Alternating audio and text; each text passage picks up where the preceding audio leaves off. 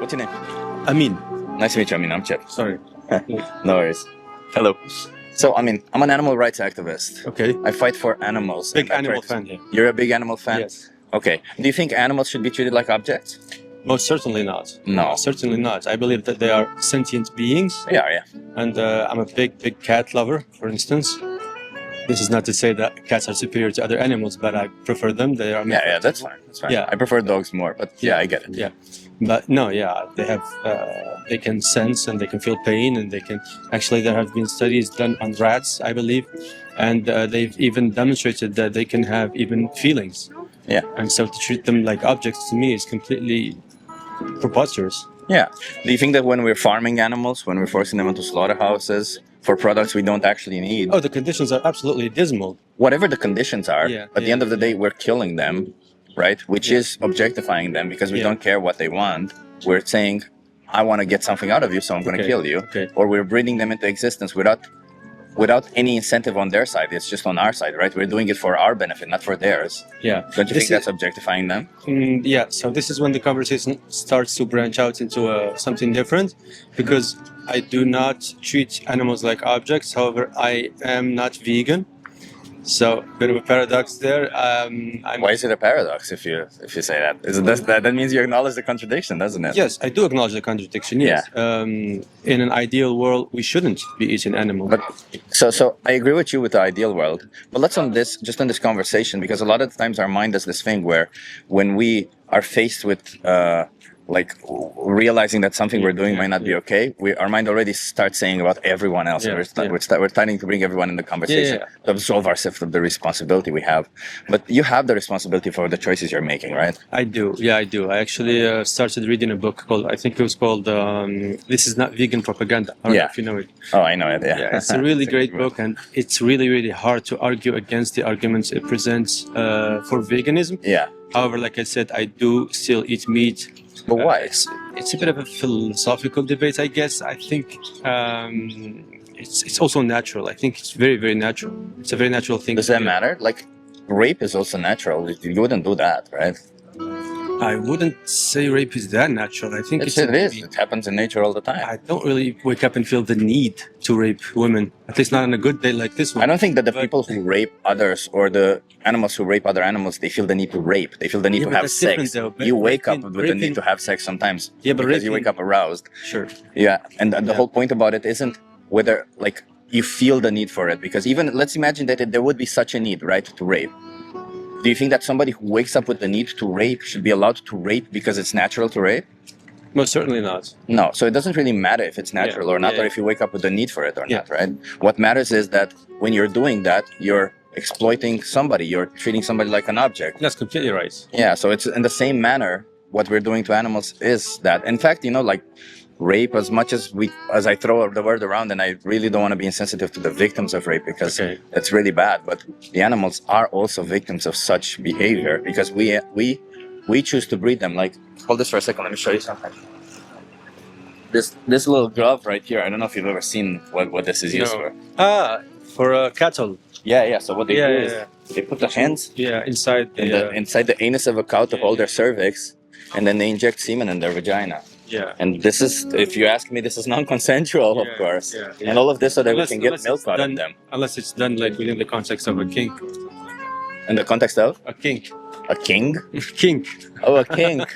But I don't think you can get consent from a cow. So even if it's a kink, I don't think it's unless the cow consents to the kink. Yeah. But what is keeping you from being vegan? Because you seem to understand the perspective. I do understand the perspective. Yeah, it's mainly, I don't know, I guess the meat tastes right. I don't know. Like, it's just a habit. On a philosophical level, I do agree with you. Yeah. On a moral level, I do agree with you. On a practical level, though, when it's midday and I'm hungry, and in my workplace they serve chicken, I tend to eat. But let me put it this way, so just to be clear what we're saying, because I appreciate you saying you agree with me, and it's let me just say, let's say you were speaking on behalf of women's rights, right? You would be a feminist, and I would just be an asshole, a misogynist who just goes around smacking women's asses, right? And you tell me, hey, it's wrong. Women are not objects. You shouldn't treat them like rates.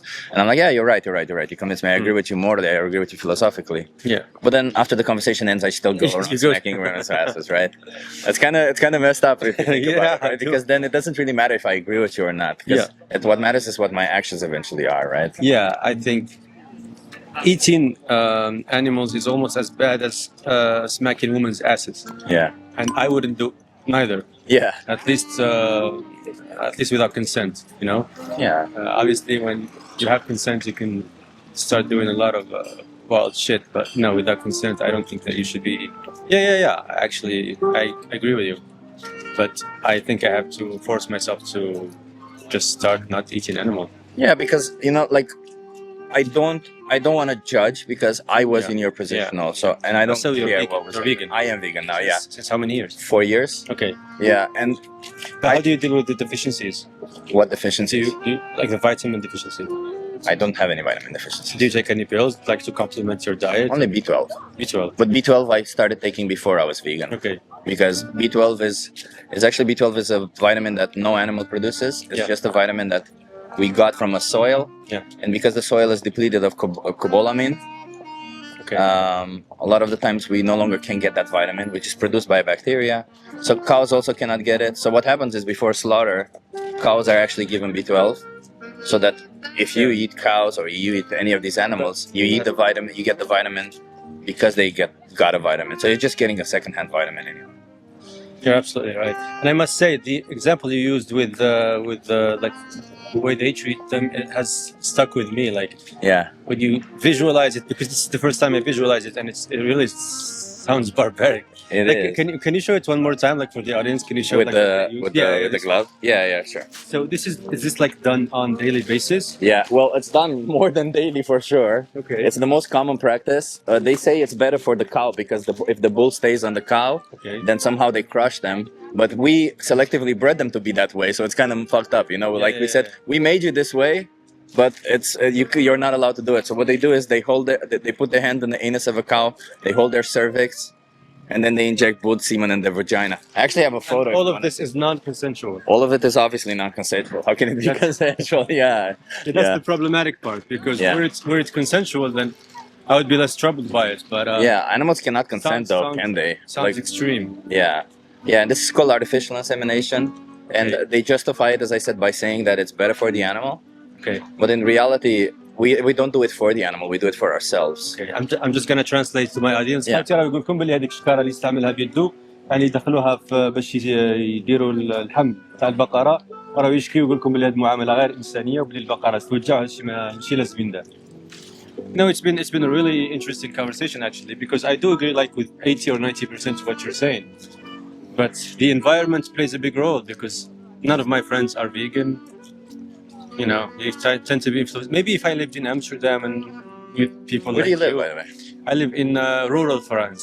The rural France. Rural France, Yeah. with a big emphasis on rural, because not Paris or Yeah, I big can imagine it's maybe a little bit more difficult, but I can help with that. Like, actually, I want to give you a card also, where you have my YouTube channel, and so there's a documentary here called The Minion. Maybe give that a watch to see what it is that we're talking about. Okay. And you do have here a thing called Challenge 22. They hook you up with a nutritionist. They send you recipes every day, and they help you go vegan for free. So wherever you are, they can help you go vegan, and they can help you with your situation. So if your workplace, for example, is handing out only animal-based foods, maybe they can help you out with also maybe with a situation on how to speak to your work and explaining them the situation. Yeah. Okay. Say, for instance, if you were Muslim, you wouldn't be eating pigs, right? Because that's just religiously not allowed to. And your workplace couldn't force you to eat pigs, right? They would have to provide you with a non-Muslim, with a halal meal.